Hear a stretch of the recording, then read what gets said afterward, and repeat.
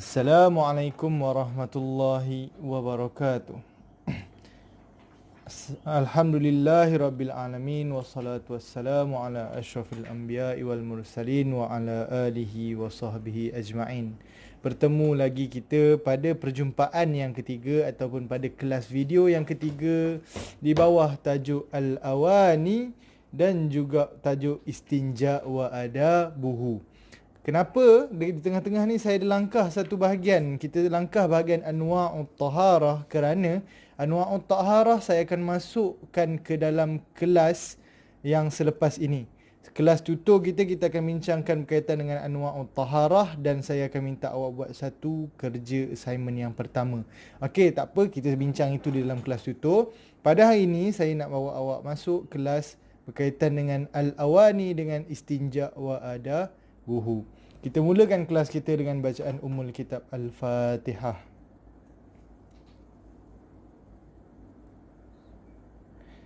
Okey, anak-anak, seperti yang saya maklumkan tadi, Al-Awani, bagi siapa yang tak tahu maksud Al-Awani, mengikut kitab Fiqhul Manhaji, Al-Awani adalah jamak kepada Aniyah, iaitu bekas. Bermaksud awani ini adalah bekas-bekas. Okey, jadi untuk makluman anak-anak ataupun adik-adik, Al-Awani digelar apa? Wahyal awa'iyatul lati tuda'u fiha al-ma'i'at wa ghairaha wa fiha umur. Okey, wa fiha umur itu janganlah awak masukkan dalam ta'rif, kerana ta'rif dia berakhir pada wa ghairaha. Okey, apa yang dikatakan tu? Dia adalah jamak kepada bekas, jamak niyah. Wahyal awa'iyah, dia adalah peralatan atau perkakas rumah.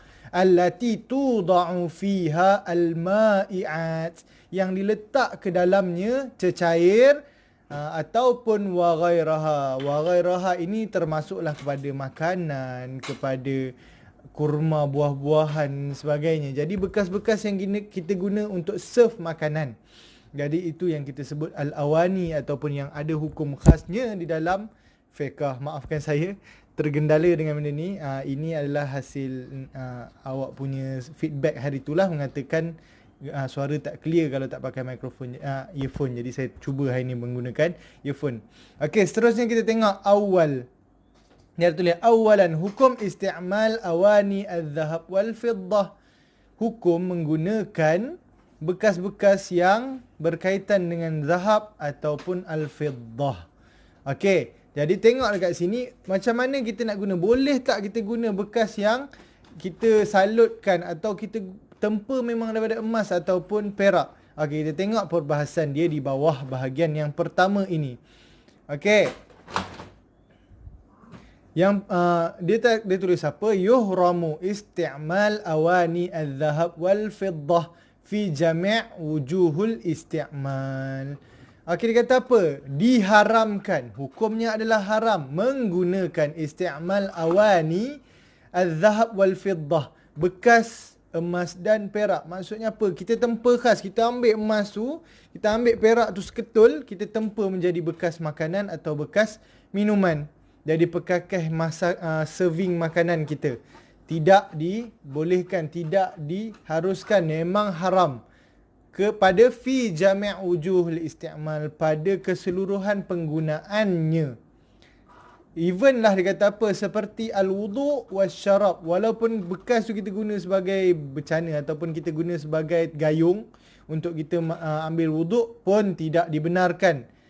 Tapi dia ada apa rukhsahnya? Illa li darurah ka'anna lam yujad ghairaha, kecuali pada darurat yang tak ada kegunaan, kita tak boleh guna bekas lain. Memang tak ada bekas ke rumah kita, memang dah ada emas perak je, tak, kita terpaksa guna. Tetapi bukan bermaksud kita boleh guna abadan abada.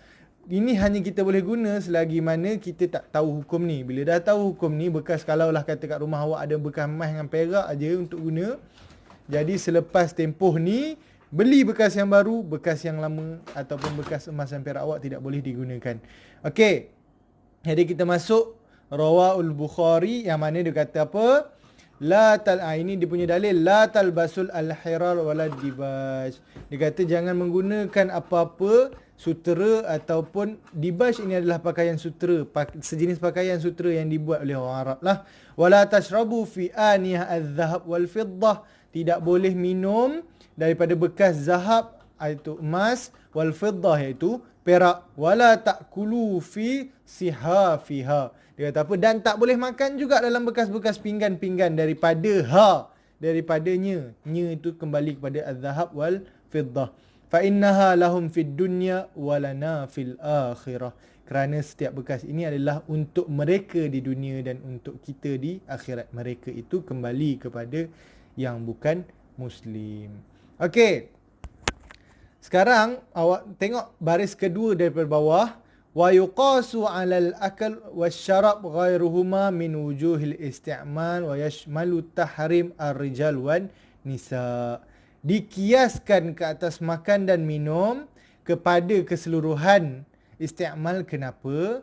Kerana bila dah makan minum pun tak boleh, awak nak memakai, awak nak gunakan untuk sebagainya yang lain, bukan untuk keperluan lagi lah tak boleh. Sedangkan yang keperluan makan dan minum ni, kalau awak tak buat, awak mati. Tapi kalau katakan yang itu pun tak boleh, kalau awak nak buat jadi perhiasan kat dinding, awak nak buat jadi tunjuk yang macam mana keadaan sekarang, lagilah tak boleh. Wa yushmalu ataupun wa yashmilu, dia kata meliputi keharaman ini untuk lelaki dan perempuan, bukan hanya untuk wanita sahaja. Lelaki pun tak boleh. Okey. Tengok baris yang hujung dia tulis wa kal isti'mal al-ittikhaz fa innahu ma la yajuzu isti'malihi la yajuzu ittikhadhihi. Okey, dia kata apa? Apa yang seperti penggunaannya untuk pameran, ittikhaz sebagai pameran untuk kita tayang-tayang kepada orang awam.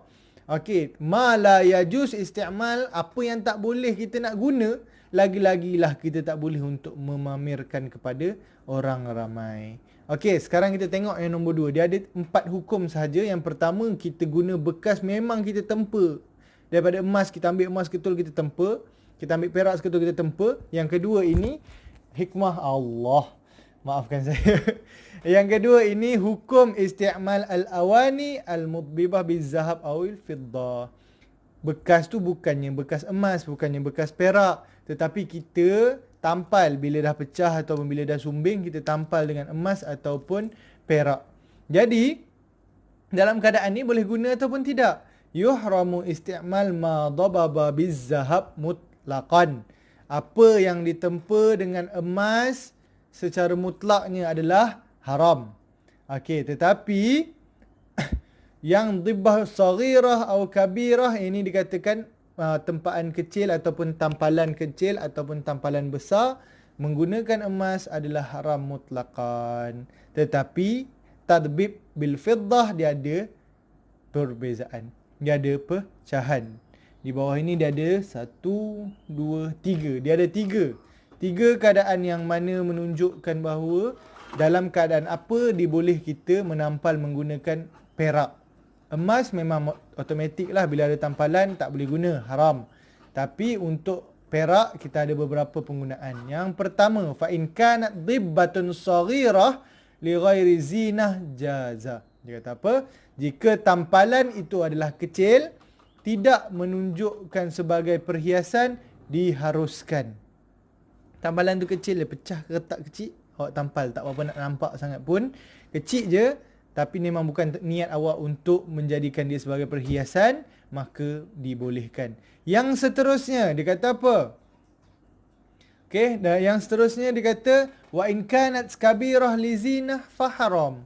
Jika besarlah tampalan itu menggunakan perak dan niat awak memang untuk perhiasan li zinah, maka memang secara automatiknya menjadi haram. Dan yang ketiga, wa in kanat kabirah li hajah au saghirah li zinah kuriha. Okey, jika besar untuk keperluan, maksudnya memang nak tak nak itu je kita boleh tampal dengan perak, ataupun kecil dengan niat kita untuk sebagai perhiasan, maka dia jatuh kepada kuriha, makruh, dimakruhkan kepada sesiapa. Diletak kepada majhul kerana tak tahu siapa yang pakai, akan jadi makruh. Okey. Dalil pengharusan dhibah tampalan menggunakan fiddah ada pada bawah dengan keadaan hajat. Awak boleh baca dan awak boleh gunakan sebagai dalil untuk yang kedua ini. Seterusnya, yang nombor 3, salisan hukmu isti'mal al-awani al-muttakhidah minal ma'adin an-nafisah. Okey, yang ni apa pula? Dia kata hukum menggunakan awani bekas-bekas al-muttakhizah yang diambil minal ma'adin an-nafisah. Al-ma'adin an-nafisah ni, yang mana saya nak terangkan, dia adalah benda-benda yang manusia nampak sebagai bernilai. Okey, kita guna benda-benda yang manusia nampak sebagai bernilai, kita jadikan bekas. Okey, tak kisahlah benda-benda apa, awak nampak mutiara, awak nampak belian, awak nampak benda-benda apa yang memang ada harga pada manusia, awak nak jadikan dia sebagai bekas. Ini hukum dia di bawah. Okey, hukum yajuzu isti'mal al-awani al-muttakhidah minal ma'adin an-nafisah. Harus, tak ada sunat ke, tak ada makruh ke, haram ke, wajib, tak ada. Harus menggunakan bekas yang ataupun kita gunakan barang-barang berharga. Contoh dia bagi apa? Yang pertama, almas. Almas ini adalah diamond ataupun belian yang kita korek daripada gunung berapi apa semua tu, batu dalam kompres batu tu, belian. Wal-lu'lu'. Al-lu'lu' ini adalah batu mutiara, mutiara kita panggil, yang kita ambil daripada dalam lautan tu. Wal marjan. Wal marjan ni, kalau saya nak jelaskan secara detail, marjan ini kalau nak faham, dia adalah, kalau orang dulu dia pakai apa, yang kalau kita masuk dalam laut yang kita nampak warna-warni tu, coral. Batu karang. Okey, itu adalah marjan. Marjan ni batu karang yang cantik-cantik, dia ambil bawa naik atas, lepas tu dia salutkan tepi-tepi dia dengan metal lain, besi lain ataupun apa, untuk jadikan bekas. So nampaklah cantik benda tersebut. Li'adam wa ghairaha. Jadi segala benda-benda yang kita nampak sebagai berhias, sebagai kecantikan, boleh digunakan melainkan emas dan perak. Li'adami urud nas bin nahyi anha.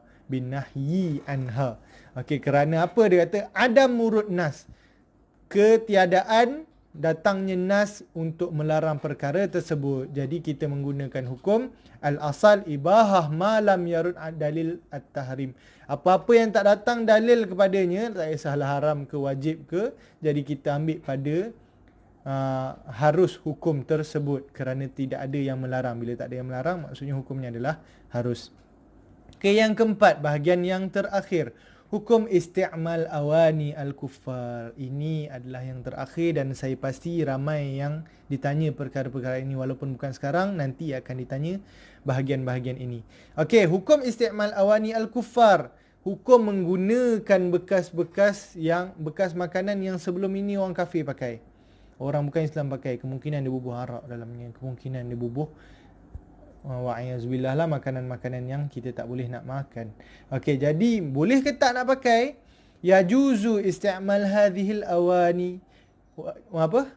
Harus dalam penggunaan bekas-bekas tersebut.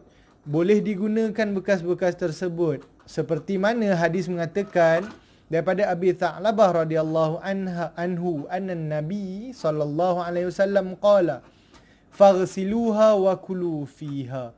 Tapi Nabi cakap apa? Hadis dia nak gunanya apa? Dia ada cara.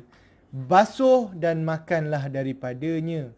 Maksudnya apa? Hadis itu mengatakan basuh saja. Jika awak basuh secara sempurna, awak boleh makan dalamnya. Okey. Wal amru bi ghasliha listihbab lihtimal tuluthiha bisababin isti'mal al-kuffar laha. Okey, dia kata apa? Arahan ataupun kerahan untuk membasuh dahulu, bi ghasliha listihbab, menjadi sunat. Kerana apa? Ihtimal tuluthiha bisabab isti'mal al-kuffar. Kerana sebelum-sebelum ni orang kafir dah pakai. Dia pakai menggunakan, mungkinlah dia pakai untuk khamar, mungkin dia pakai untuk khinzir, mungkin dia pakai untuk benda-benda yang lain. Jadi kita disunatkan untuk membasuhnya terlebih dahulu. Al-istihbab itu menunjukkan sunat.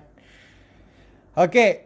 Jadi kat bawah ni, walaupun pendek ni, dia ada dalam satu selepas titik tu, jangan abaikan. Dia kata wa mithlul awani isti'mal thiyabihim wa nahwiha.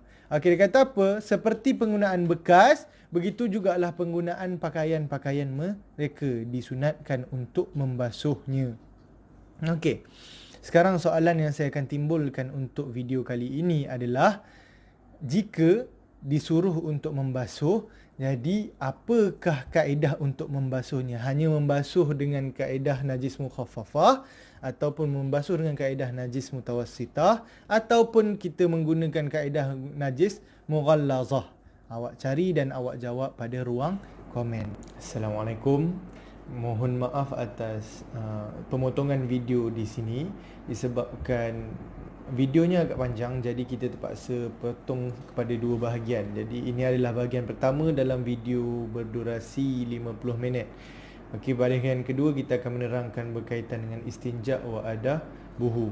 Yang sekarang ini adalah pemotongan bagi tajuk Al-Awani. Okey, jadi minta pelajar tunggu untuk dua-dua bahagian keluar, dan setiap bahagian akan perlu komen supaya kita boleh maklum kepada bahagian maksudnya tanda tangan itu ataupun tanda kehadiran itu pada dua slot. Sekian, kita tangguh kepada perbincangan yang kedua. Assalamualaikum.